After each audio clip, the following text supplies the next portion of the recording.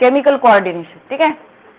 याच्या आधी आपण जो पोर्शन स्टडी केला तो नर्वस सिस्टीम होता. आपण सगळ्यात सुरुवातीला बघितलं होतं बाळांनो की आपण कंट्रोल अँड कोऑर्डिनेशन चॅप्टरला 2 पार्ट मध्ये डिवाइड केलेलं होतं. एक होता नर्वस सिस्टीम आणि दुसरी होती इंडोक्राइन सिस्टीम. ठीक आहे. यातली आपली नर्वस सिस्टीम आटोपलेली आहे.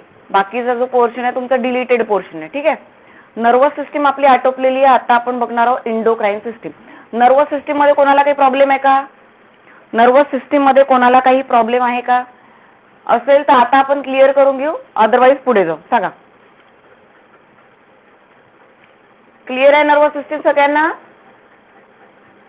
चला. तर आज आपण बघणार आहोत केमिकल कोऑर्डिनेशन. ठीक आहे. केमिकल कोऑर्डिनेशन म्हणजे काय? जसे आपले न्यूरॉन्स आहेत आपल्या बॉडीची, आपल्या बॉडीला कंट्रोल करण्यासाठी न्यूरॉन्स प्रेझेंट असतात, हे आपण शिकलो. ठीक आहे. प्रत्येक स्टिम्युलाय आपल्या बॉडी पर्यंत प्रोव्हाइड करायसाठी न्यूरॉन्स प्रेझेंट असतात आणि तेच स्टिम्युलायला पुन्हा केमिकली कंट्रोल करण्यासाठी बाळांनो आपल्या बॉडीमध्ये काय प्रेझेंट असतात? काही केमिकल रिलीज होत असतात. ज्यांना आपण हॉर्मोन्स असं म्हणतो. ठीक आहे. तर या सेकंड पोर्शन मध्ये, चॅप्टरच्या सेकंड पोर्शन मध्ये आपण जे डिस्कस करणार आहोत ते केमिकल कोऑर्डिनेशन. म्हणजे रिलीज होणारे बॉडीमधून, ब्रेन मधून रिलीज होणारे जे केमिकल्स आहे किंवा आपल्या बॉडीच्या वेगवेगळ्या पार्ट मध्ये ज्या ग्लँड्स आहेत ते काही हॉर्मोन्स रिलीज करतात. त्या हॉर्मोन्सचा यूज, त्या केमिकलचा यूज आपल्या बॉडीला कंट्रोल करण्यासाठी कसा केला जातो हा आपण सेकंड पोर्शन मध्ये शिकणार आहोत. म्हणून याला केमिकल कोऑर्डिनेशन म्हटलंय. आधी आपण नर्वस स्टडी केली, आता आपण केमिकल म्हणजे हॉर्मोन स्टडी करणार. ठीक आहे. आता बघा, आपल्या बॉडीला कंट्रोल करण्यासाठी केमिकली सिग्नल्स प्रोव्हाइड केलं जातं असं म्हणतो आपण. केमिकल सिग्नल प्रोव्हाइड केलं जातं. ठीक आहे. हे जे केमिकल सिग्नल्स असतात हे वेगवेगळ्या ग्लँड्स मधून, म्हणजे हॉर्मोन्स वेगवेगळ्या ग्लँड मधून रिलीज होतात. आता काही काइन्स दिलेले आहेत तुम्हाला, काही ग्लँड्स दिलेले आहेत, काही पोर्शन दिलेले आहेत जे आपल्या बॉडीच्या वेगवेगळ्या पार्टला स्टिम्युलेट करतात केमिकल रिलीज करून. पहिलं दिलंय तुम्हाला ऑटोक्राइन.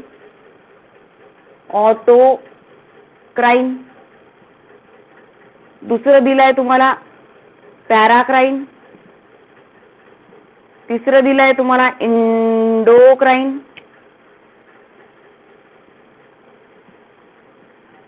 आणि चौथं दिलंय तुम्हाला फेरेमोन्स. ठीक आहे. ऑटोक्राइन काय करतात, पॅराक्राइन काय करतात, इंडोक्राइन काय करतात आणि फेरोमॉन्स काय करतात? खूप इझी आहे. ऑटोक्राइन जे असतात ते ऑटोक्राइन स्वतःच्या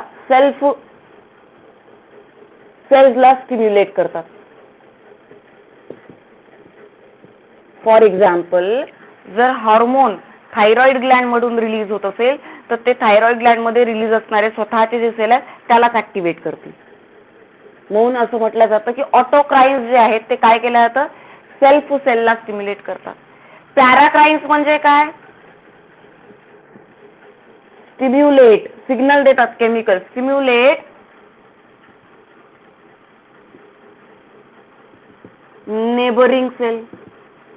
नेबरिंग सेलला काय करतील? स्टिम्युलेट करतील. बाजूचा, शेजारचा.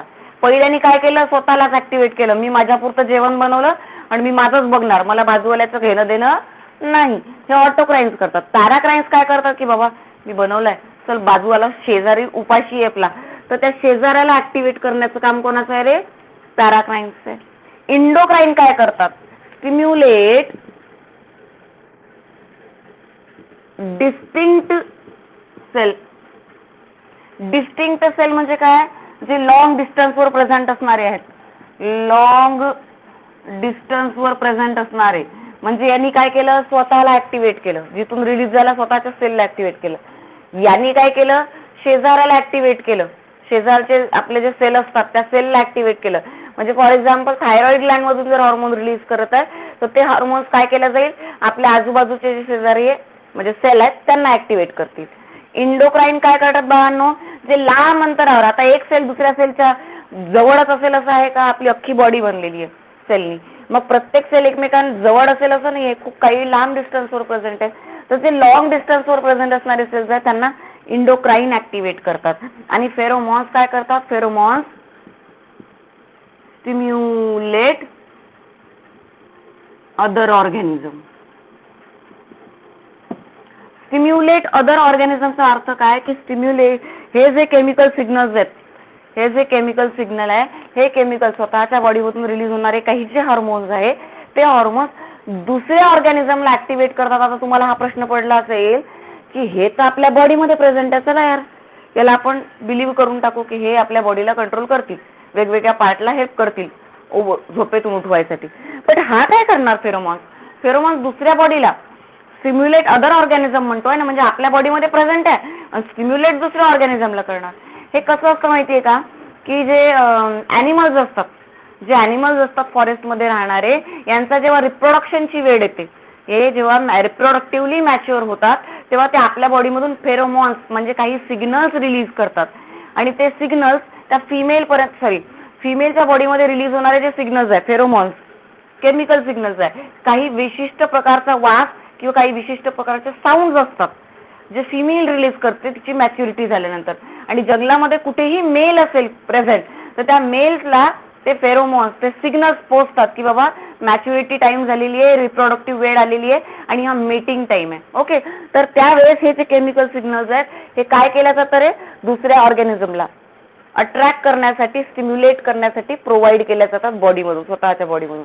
म्हणून ऑटोक्राईन्स, पॅराक्राईन्स, इंडोक्राईन्स आणि फेरोमॉन्स. क्लिअर आहे चारही गोष्टी बाळांनो? चारही गोष्टी क्लिअर आहे? ओके, चलो आगे बढ़ते हैं. नेक्स्ट दिली आहे तुम्हाला इंडोक्राईन सिस्टीम. बघा आता साधी सुधी एखादी युनिसेल्युलर ऑर्गॅनिझम असेल तर त्या युनिसेल्युलर ऑर्गॅनिझमला बॉडीला कंट्रोल करण्यासाठी जास्त काही डोकं लावावं लागणार नाही, हे तुम्हाला माहिती आहे. जर एखादी युनिसेल्युलर ऑर्गॅनिझम असेल, साधी सुधी बॉडी, सिंपल बॉडी स्ट्रक्चर असेल तर तिला स्वतःला कंट्रोल करण्यासाठी आपण हायड्रा पाहिलं, आपण प्लॅनारिया पाहिलं, काही जास्त डोकं लावावं लागलं का त्यांना? नाही. बट ज्या कॉम्प्लेक्स ऑर्गॅनिझम असतो बाळांनो, ज्या कॉम्प्लेक्स ऑर्गॅनिझम असतात त्या कॉम्प्लेक्स ऑर्गॅनिझमला कंट्रोल करण्यासाठी फक्त नर्वस असून चालत नाही, नर्वस प्लस इंडोक्राईन अशा सिस्टीम काम करतात. त्याच्यामध्ये इंडोक्राईन सिस्टीम वर्क करते कॉम्प्लेक्स ऑर्गॅनिझमला कंट्रोल करण्यासाठी. फॉर एक्झाम्पल ह्युमन बिईंगला जर कंट्रोल करायचं आहे तर फक्त डोकं चालून काम होणार नाही, बॉडीच्या वेगवेगळ्या पार्टमधून हॉर्मोन, कारण की आपली एक ॲनिमल्स किंवा ह्युमन जे असतात त्यांच्या बॉडीमध्ये वेगवेगळ्या कॉम्प्लेक्स ॲक्टिव्हिटी होत असतात, सतत रोजचे काही ना काही चेंजेस होत असतात आणि तिला कंट्रोल करण्यासाठी एक सिस्टीम वर्क करते, तिला आपण इंडोक्राईन सिस्टीम असं म्हणतो. मग इंडोक्राईन सिस्टीम मध्ये कोणाचा हेल्प घेतला जातो? Endocrine system. इंडोक्राईन सिस्टीम मध्ये काय म्हटलं जातं की बॉडी कंट्रोल बाय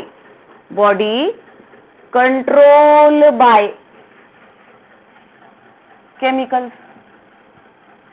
बॉडी काय केल्या जाते म्हणते, काही केमिकल्स थ्रू कंट्रोल केल्या जातं आणि त्या केमिकल मॅसेंजरला म्हणतात control by chemical Messenger called hormones. त्या केमिकल मॅसेंजरला काय म्हटलं जातं, ज्यांच्या थ्रू आपली बॉडी कंट्रोल केल्या जातं. हॉर्मोनची डेफिनेशन इम्पॉर्टंट आहे. कशाला म्हणू आपण hormone? Body control by a chemical messenger and that chemical messenger are called as a hormones. त्या केमिकल मॅसेंजरला आपण हॉर्मोन्स असं म्हणणार. आता केमिकल मॅसेंजर हॉर्मोन रिलीज झाला, मग हॉर्मोन रिलीज करण्यासाठी काही ग्लँड्स आपल्या बॉडीमध्ये प्रेझेंट असतात. जसं फॉर एक्झाम्पल तुम्हाला माहिती आहे exocrine gland, yes or no? ऐकलंय तुम्ही हे ना, एक्झोक्राईन ग्लँड आणि इंडोक्राईन ग्लँड.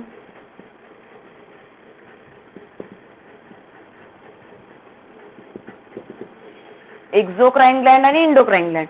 एक्झोक्राईन ग्लँड म्हणजे काय? Duct Gland. डक्ट ग्लँड असं म्हणतात. हिचं काम आपल्याला नाहीये, ही आपल्याला स्टडी करायची नाहीये. आपल्याला स्टडी काय करायची आहे? आपल्याला इंडोक्राईन ग्लँड स्टडी करायची आहे.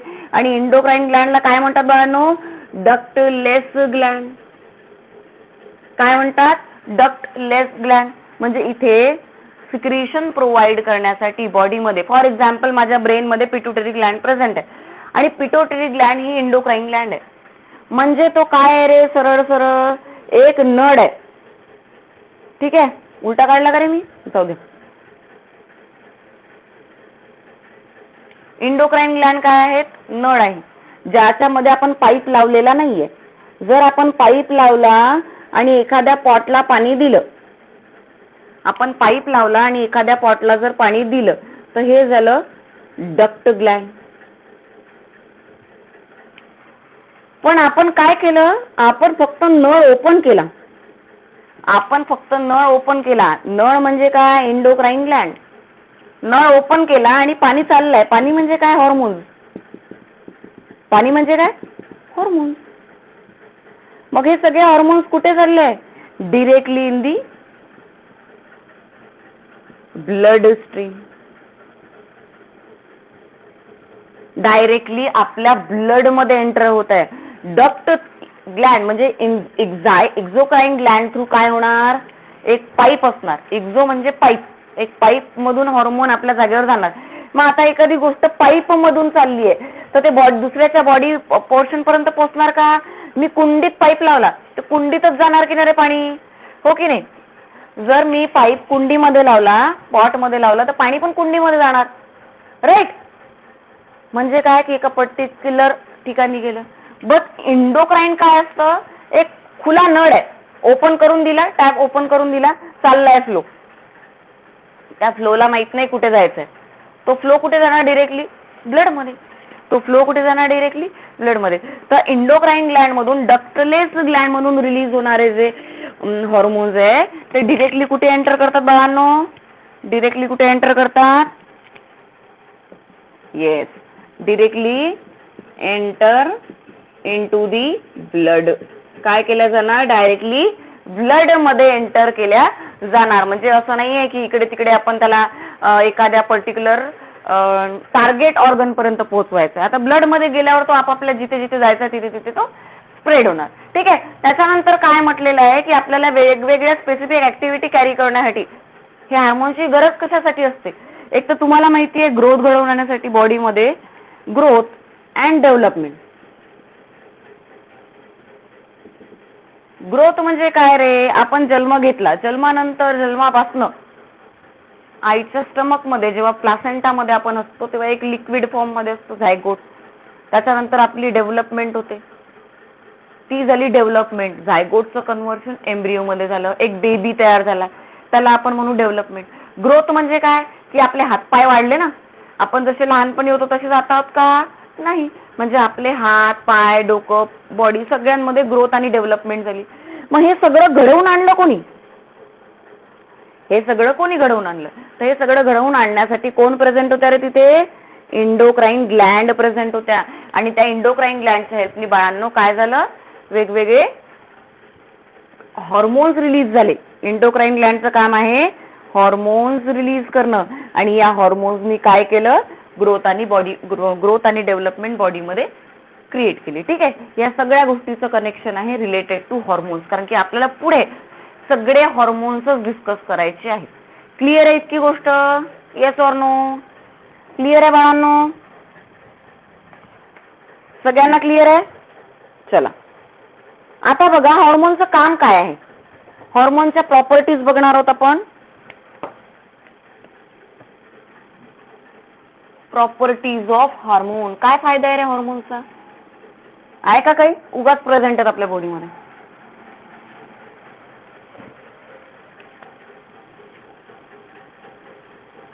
प्रॉपर्टीज ऑफ हॉर्मोन, सांगा काय फायदे असू शकतात, हॉर्मोनचे काय फायदे असू शकतात सांगा रे.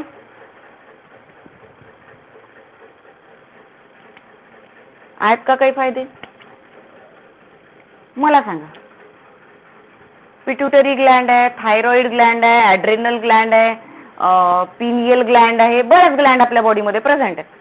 या ग्लँड मधून रिलीज होणारे हॉर्मोन जे आहेत ते किती अमाउंट मध्ये प्रेझेंट असतील, it required in very low amount. काय म्हणतोय, खूप लो कॉन्सन्ट्रेशन मध्ये याची गरज असते हॉर्मोन्सची. किलो किंवा पावांनी आपण हॉर्मोन यूज करत नाही बाळांनो. असं ऐकलं का तुम्ही की बॉडीमध्ये 1 किलो हॉर्मोन रिलीज झाले, 1 पाव हॉर्मोन रिलीज झाले किंवा काही पण हॉर्मोन रिलीज झाले, नाही. It required in very low quantity. खूप कमी अमाउंट मध्ये आपल्याला हॉर्मोनची गरज पडते बॉडीला कंट्रोल करण्यासाठी. ठीक आहे. त्याच्यानंतर काय म्हणतोय आपण, आपल्या बॉडी मधले जे सेल्स आहेत त्यांना ऍक्टिव्हेट करण्यासाठी हॉर्मोन फंक्शन्स कसं करतात, काय फंक्शन असतं हॉर्मोनचं. एक तर ते इनहिबिट करतील एखादी ऍक्टिव्हिटी, एक तर ते इनहिबिट, एक तर ते स्टिम्युलेट करतील, एक तर ते मॉडिफाय करतील. काय म्हटलंय बघा, हॉर्मोन्स काय करतात आपल्या बॉडीमध्ये. हॉर्मोन्स सकाळी सकाळी कोणी कॉल केला ना मला, तायडे सर, वेट करा 1 मिनिट. हॅलो हॅलो, हा बोला सर. डिलीट मारली ना, 12th पण नाहीये का. 11वीचा मेसेज डिलीट मारला मी. अरे मला रोजच्या सारखी सवय आहे ना मेसेज टाकायची उठल्यावरून. म्हणजे कामाचा कसला फाईल.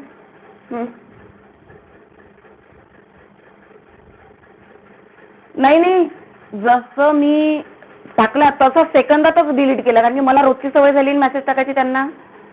तर मी रेग्युलर जसं टाकतात तसं टाकलं. माझ्या लक्षात आलं, अरे 3 दिवस माझं आता वर्किंगची सवय नाही ना 3 दिवसाची.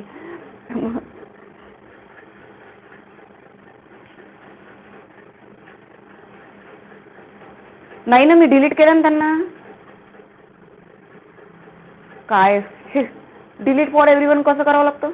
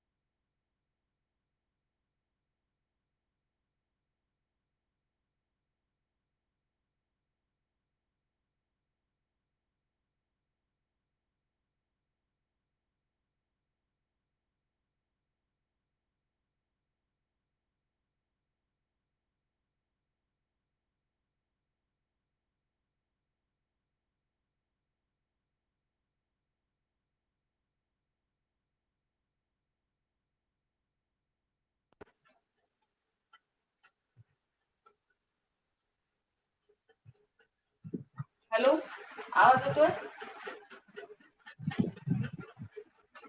हॅलो, आवाज येतोय का. हॅलो, डिस्कनेक्ट झालं का रे पुन्हा. आवाज नाही येत आहे माझा.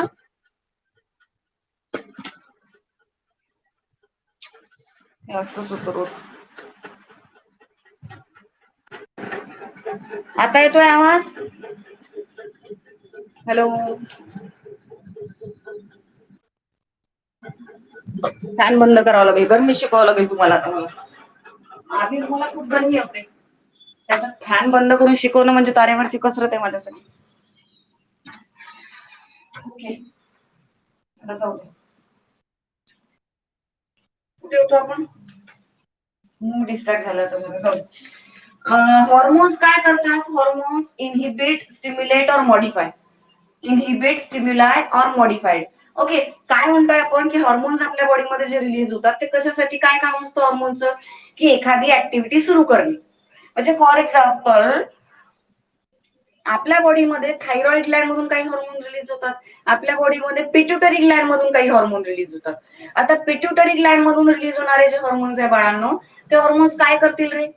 पिट्युटरी ग्लॅन्ड मधून रिलीज होणारे जे हॉर्मोन्स आहे ते काय करतील, ते आपल्या बॉडीच्या ग्रोथला कंट्रोल करतात, ते आपल्या बॉडीमध्ये ऍड्रेनल ग्लॅन्डला कंट्रोल करतात, ते आपल्या बॉडीमध्ये थायरॉइड ग्लॅन्डला कंट्रोल करतात. म्हणजे काय की एखादी ऍक्टिव्हिटी आपल्या बॉडीमध्ये सुरू करणे. म्हणजे जर फॉर एक्झाम्पल एक ऑक्सिटोसिन नावाचा हॉर्मोन असतो, ऐकलंय का तुम्ही ऑक्सिटोसिन नावाचा हार्मोन. त्या दिवशी बोललो आय थिंक आपण ऑक्सिटोसिन बद्दल. ठीक आहे, बर्थ हॉर्मोन आहे हा. मग त्याचं ऍक्टिव्हिटी सुरू करणे किंवा बंद करणे. हॉर्मोन जर रिलीज झाला तर ऍक्टिव्हिटी सुरू झाली, हॉर्मोन रिलीज होणं बंद झाला म्हणजे ऍक्टिव्हिटी बंद झाली. हॉर्मोन सुरू झाला म्हणजे ऍक्टिव्हिटी बंद झाली ना, हॉर्मोन रिलीज झाला म्हणजे ऍक्टिव्हिटी सुरू झाली. म्हणजे काय की हॉर्मोन्स काय करतात, हॉर्मोन्स काय करतात, एखादी ऍक्टिव्हिटी सुरू पण करू शकतात, स्टिम्युलेट पण करू शकतात, एखादी ऍक्टिव्हिटी थांबवू पण शकतात आणि एखाद्या ऍक्टिव्हिटीला मॉडिफाईड पण करू शकतात. ते कसं हे आपण जसं जसं आता पुढचा पोर्शन येणार तसं तसं तुम्हाला क्लिअर होणार. ठीक आहे. त्याच्यानंतर हार्मोन्स काय करतायत? हार्मोन्स एखाद्या पर्टिक्युलर टार्गेट सेलमध्ये एंटर करतात. आता ते टार्गेट सेलमध्ये एंटर करण्यासाठी दोन वे दिलेले आहेत. एक तर ते प्लाझ्मा मेम्ब्रेनवर ऍक्ट होतील आधी, एक तर ते सगळ्यात पहिले डिरेक्टली सेलच्या आतमध्ये जाऊ शकत नाही, जसं हा सेल आहे. ठीक आहे. सेलवर प्लाझ्मा मेम्ब्रेन प्रेझेंट असते, तुम्हाला माहितीये सेलवर प्लाझ्मा मेम्ब्रेन प्रेझेंट असते. तर हे जे प्लाझ्मा मेम्ब्रेन आहे, एक तर हॉर्मोन डिरेक्टली प्लाझ्मा मेम्ब्रेनवर अटॅक करतात किंवा मग डिरेक्टली ते इंट्रा सेल्युलर फ्लुइड मध्ये एंटर करतील. म्हणजे काही हॉर्मोन्स असे असतात की ज्यांना पहिले प्लाझ्मा मेम्ब्रेन सोबत भांडावं लागतं आतमध्ये जायसाठी, आणि काही हॉर्मोन्स असे असतात की डायरेक्टली, इथे न्यूक्लियस आहे ना, डायरेक्टली ते आतमध्ये एंट्री करू शकतात इंट्रा सेल्युलर फ्लुइड मध्ये. म्हणजे काय, एक तर टार्गेट सेलमध्ये त्यांना एंटर करण्यासाठी दोन पाथवे आहे. एक तर प्लाझ्मा मेम्ब्रेनवर अटॅच होतील आधी किंवा इंट्रासेल्युलर फ्लुइड मध्ये एंट्री. समजलं का मी काय बोलले? Yes or no? ठीक आहे. त्याच्यानंतर बघा, जे हार्मोन्स असतात, हार्मोन जर हाय अमाऊंट मध्ये रिलीज व्हायला लागले, हाय अमाऊंट मध्ये जर हार्मोन रिलीज व्हायला लागले तरी ते डिसीज कॉज करतात, त्याला हायपर सिक्रिशन असं म्हणतात. आणि लो अमाऊंट मध्ये रिलीज व्हायला लागले, एकदम लो अमाऊंट मध्ये रिलीज व्हायला लागले तर ते हायपोसिक्रिशन असं म्हणतात. म्हणजे काय, हाय अमाऊंट किंवा लो अमाऊंट. एक तर हाय अमाऊंट रिलीज व्हायला लागला हॉर्मोनचं तर हायपर सिक्रिशन मुळे डिसीज कॉज होऊ शकतात. जर हाय अमाऊंट रिलीज व्हायला लागला हॉर्मोनचं तर हायपर सिक्रिशन मुळे डिसीज कॉज होऊ शकतात, किंवा लो अमाऊंट रिलीज व्हायला लागलं बॉडीमध्ये हार्मोनचं तर हायपोसिक्रिशन म्हणतात त्याला, तरीही त्याचा डिसीज कॉज होते. म्हणजे हॉर्मोन्स आपल्या बॉडीमध्ये एक पर्टिक्युलर अमाऊंट मध्ये लागते बाळांनो. जर ते कमी झालं तरी चालणार नाही शरीराला, आणि ते जास्त झालं तरी चालणार नाही. जर जास्त झालं हॉर्मोन तरी डिसीज कॉज होतील, आणि कमी झालं तरी डिसीज कॉज होतील. म्हणजे काय, एका पर्टिक्युलर अमाऊंट मध्ये हॉर्मोनची गरज आपल्या बॉडीला असते. अजून काय म्हणू आपण हॉर्मोन्स बद्दल, की हे जे हॉर्मोन्स असतात ते हॉर्मोन काय फंक्शन करतात रे, पुन्हा यांचं काय फंक्शन असतं हॉर्मोनचं सांगा. हॉर्मोनचं फंक्शन काय असतं, की ते जर एकदाचे रिलीज झाले तर ते रियूज करता येणार नाही.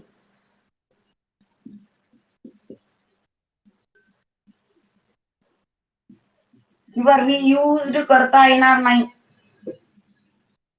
ते cannot be able to reuse in another reaction. कुठल्याही प्रकारच्या अनदर रिएक्शन मध्ये ते रियूज करता येणार नाही. ते पूर्णपणे मेटाबोलाइज संपून जातील तिथे, पण रियूज करता येणार नाही. त्याच्यानंतर लास्ट मध्ये काय म्हणतो बाळा, एक तर पॉझिटिव्ह फीडबॅक देतो किंवा मग खालचं दिसतंय का तुम्हाला बोर्डचं, येस ऑर नो दिसतंय ना, पॉझिटिव्ह किंवा निगेटिव्ह फीडबॅक देतो. आता पॉझिटिव्ह किंवा निगेटिव्ह फीडबॅक म्हणजे काय, पॉझिटिव्ह फीडबॅक देतो किंवा निगेटिव्ह फीडबॅक देतो म्हणजे काय, तर पॉझिटिव्ह फीडबॅक किंवा निगेटिव्ह फीडबॅक देणे म्हणजे काय बाळांनो, की आता एखादा हॉर्मोन रिलीज झालं, जसं मी तुम्हाला ऑक्सिटोसिन बद्दल बोलली. ऑक्सिटोसिन रिलीज होतोय हायपोथॅलॅमस त्याला रिलीज करतोय, आणि लेबर पेन क्रिएट होत आहे. प्रेग्नन्सीची वेळ, डिलिव्हरीची वेळ आली आहे आणि एखाद्या लेडीला प्रेग्नन्सीच्या दौरान जो पेन होतो तो पेन क्रिएट झाला तो ऑक्सिटोसिनमुळे. मग ऑक्सिटोसिन रिलीज होतोय आणि पेन सतत सतत सतत जोपर्यंत डिलिव्हरी होत नाही तोपर्यंत पेन तो तिथे युटेरस मध्ये राहतो. म्हणजे काय, की ऑक्सिटोसिन हा काय करतोय, पॉझिटिव्ह रिप्लाय देतोय. पॉझिटिव्ह म्हणजे काय, की बाबा अजून पाहिजे अजून पाहिजे अजून पाहिजे. कुठपर्यंत पाहिजे मला हॉर्मोन, तो जोपर्यंत डिलिव्हरी होत नाही. पण काही हॉर्मोन्स असे असतात की आता वॉटर ऍब्सॉर्प्शनची प्रोसेस झाली आहे बॉडीमध्ये, तुम्हाला माहितीये. एडीएच हा वर्ड तुम्ही ऐकलाय, अँटी डायुरेटिक हार्मोन, आठवा, शिकले आहे ना अँटी डायुरेटिक हार्मोन बद्दल, yes or no. ADH reproduction chapter मध्ये तुम्ही एडीएच बद्दल शिकले बाळांनो, अँटी डायुरेटिक हार्मोन. आता हा जो हार्मोन आहे ह्याचं काम आहे वॉटरला ऍब्झॉर्ब करणं बॉडीमध्ये. मग वॉटरला ऍब्झॉर्ब करण्याचं काम हॉर्मोन रिलीज झाला म्हणून वॉटर ऍब्झॉर्ब झाले. काही वेळानं काय म्हटलं जाईल की माझ्या बॉडीमध्ये भरपूर पाणी झालं रे बाबा, बंद हो. त्याला म्हणतात निगेटिव्ह फीडबॅक. म्हणजे आधी तो रिलीज झाला आणि त्याला थांबवलं की आता मला नको, म्हणजे निगेटिव्ह फीडबॅक. म्हणजे हा काय करतोय, पॉझिटिव्ह आणि निगेटिव्ह फीडबॅक प्रोव्हाइड करतोय. पॉझिटिव्ह आणि निगेटिव्ह फीडबॅक प्रोव्हाइड करतोय. ओके, तर हार्मोनच्या ह्या सगळ्यात काय बाळांनो, प्रॉपर्टी आहे. All are the properties of hormones. Clear आहे का तुम्हाला? क्लिअर आहे? इथपर्यंत क्लिअर आहे सगळ्यांना? काही डाऊट? एक काम करू, आज आपण एवढं शिकू, आता माझं डोकं बरोबर राहील. हे एवढं शिकू, बाकी उद्या पाहू आपण. ठीक आहे स्टुडंट्स? आज आपण एवढं शिकू, बाकी उद्या पाहू. Done? Hello. Okay, meeting of करते मी.